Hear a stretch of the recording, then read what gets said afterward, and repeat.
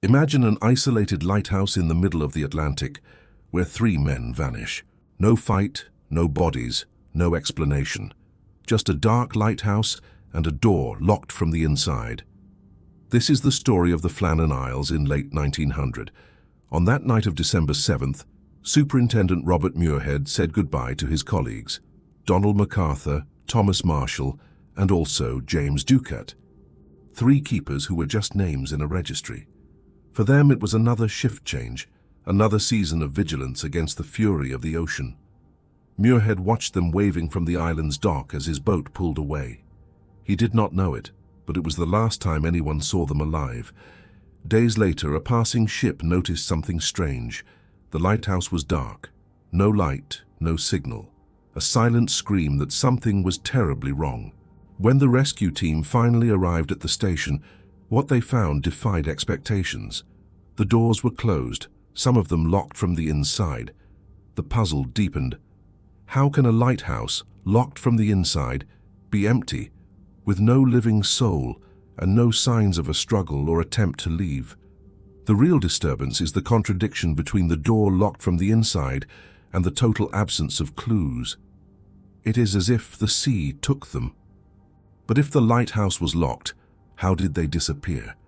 Let's dive deeper into the chilling details of this haunting maritime tragedy today.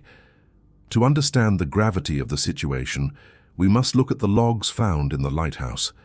The final entries were erratic and truly strange. They mentioned a severe storm that seemed to defy the records of the local weather stations. One entry spoke of men crying and praying in the dark. It was an atmosphere of intense psychological dread that contradicts the professional training of these men. They were seasoned, elite keepers. Used to the isolation and the harsh winds of the Atlantic, the logs paint a portrait of men pushed to their absolute limits by something unseen. How could three experienced men succumb to a storm that, according to other reports, was not even hitting the island with force in their final hours? This discrepancy between their written reality and external weather reports adds a layer of supernatural weight to this dark and bizarre narrative. Was it a collective hallucination born from the extreme isolation of Eilean Mòr, or was there truly a force at play that only they could perceive? The silence of the island itself is a character here, a vast oppressive void that seems to absorb all sound and logic from the very atmosphere. When the investigators walked through the living quarters, they found chairs overturned and a meal left untouched, suggesting a sudden interruption. It was as if they were plucked out of time and space in the middle of a mundane activity, leaving their plates and tea to grow cold in the air.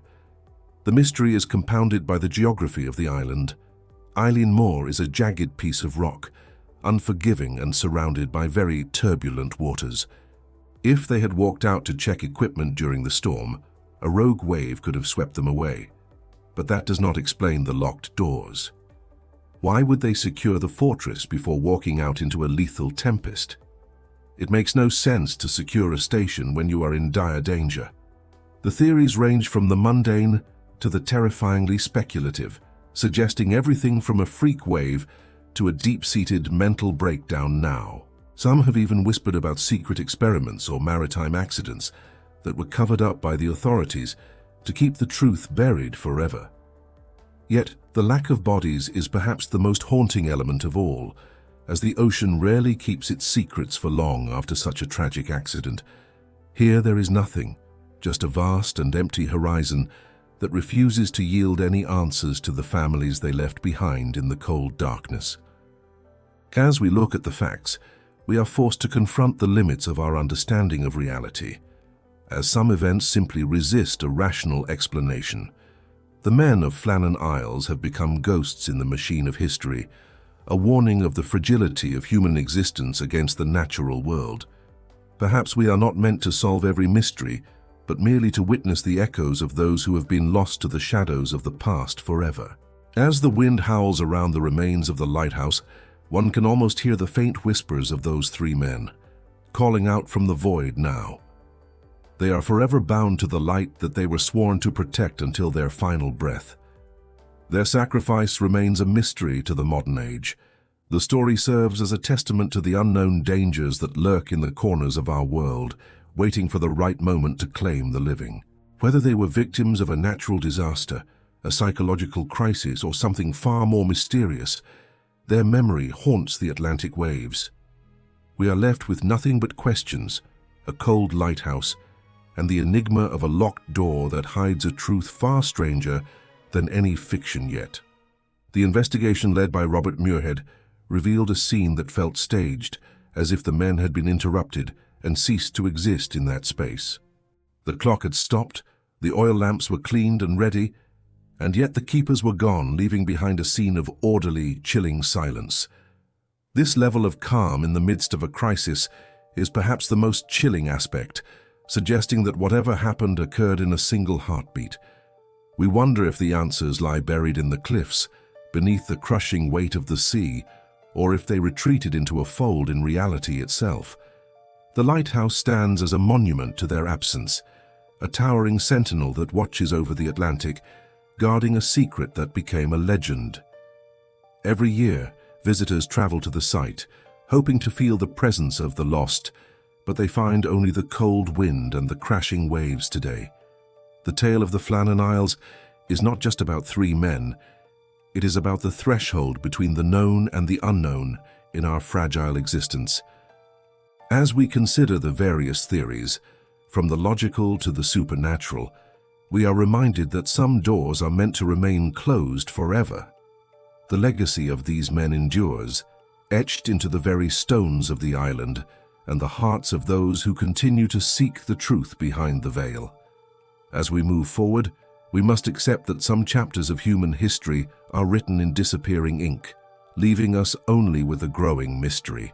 The ocean remains the silent keeper of their secrets, a vast liquid grave that conceals the truth behind a curtain of salt, foam, and silence.